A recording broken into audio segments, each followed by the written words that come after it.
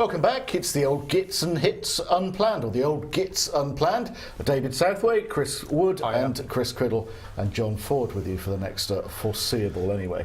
What's on your mind, David? Well, have you seen this about the tree house that they set up on a crane in Bristol's harbour side? No. Have you seen about that? Well, I just thought it was quite interesting because they built a tree house. And I understand it's in conjunction with B&Q, so something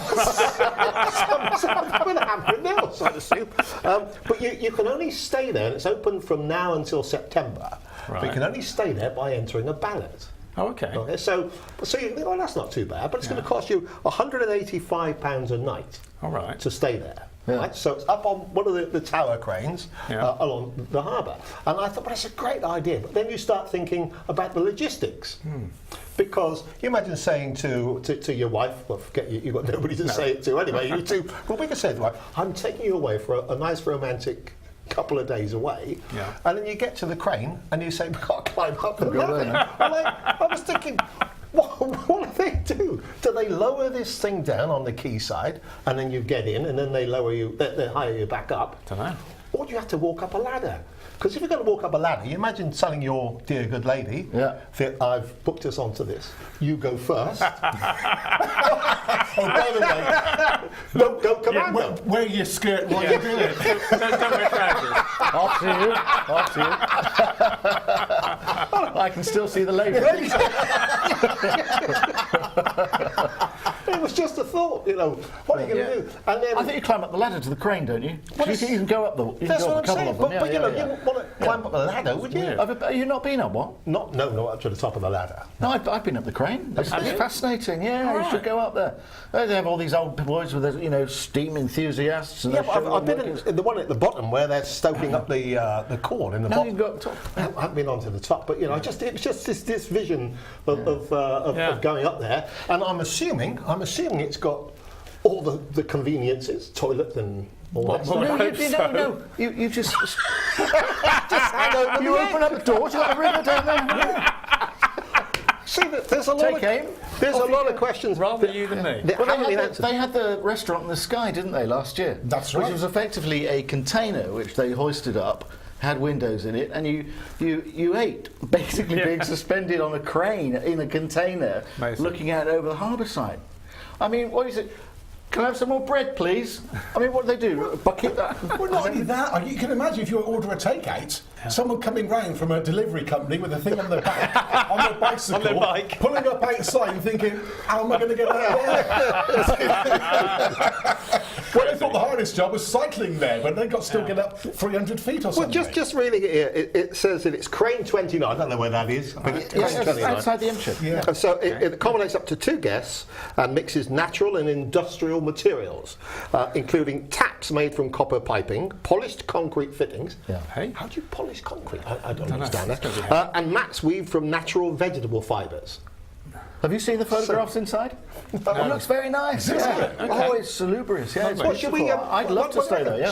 Should we put in for it? I think we should book it. We should go for it. We should book it. You wear the skirt. No, don't don't even bother with that. Is it big enough for all 4 of us? Well, no. Listen, the size of us. I mean, if we need some ballast, we'll just chuck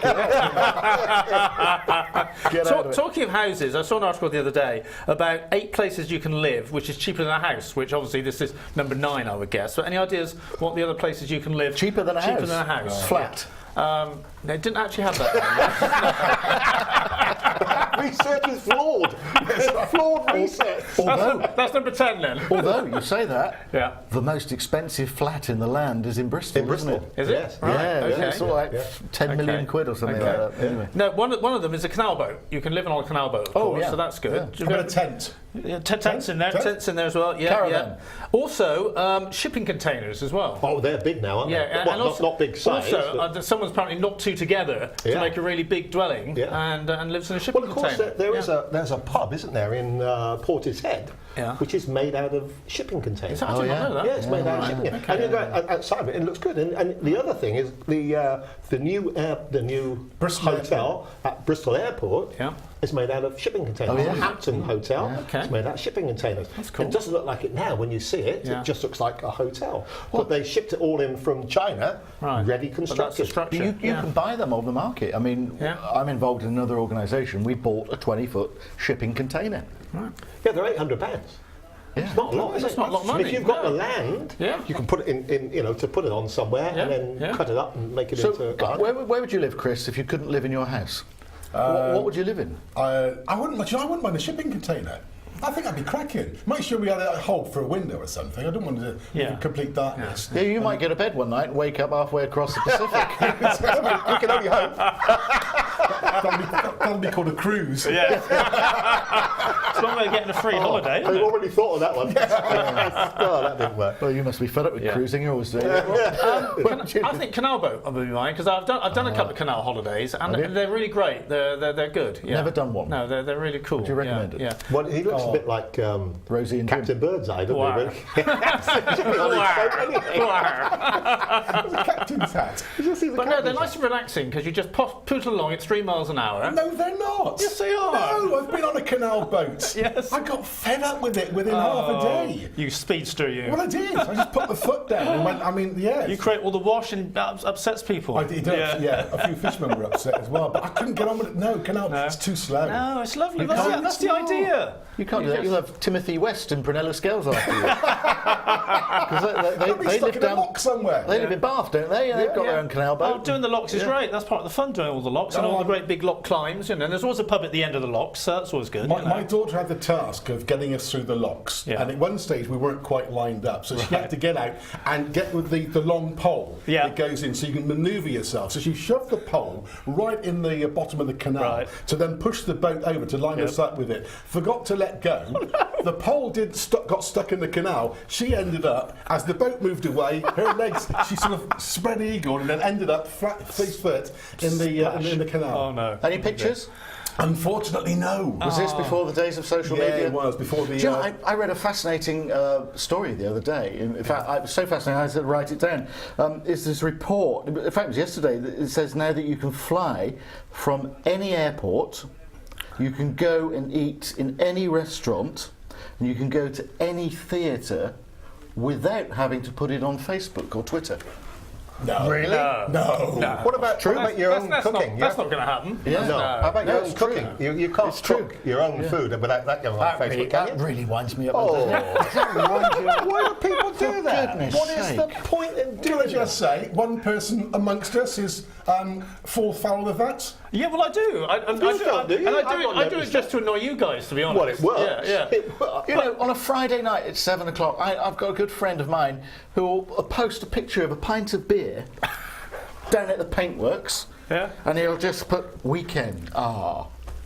I've defriended him. I've defriended him. Yeah, but not on Facebook, personally. But that's the start of his weekend. That's the signal of the start of his weekend. I know it's the weekend. His weekend, not my weekend. Hey, but he wants everybody else to know, you know. Well, I've got a friend of mine in Spain who every day,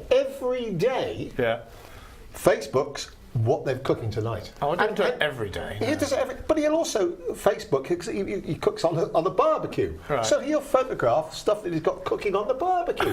This is what's cooking for dinner time. I don't care, mate. Just enjoy it. There's all these people, isn't it? You know, they're going off on holiday. Is it a boasting thing you have to do? It's like you write on Facebook, checked into Heathrow Terminal 2. You may as well leave a blooming key out for the burglars. He's there, isn't he?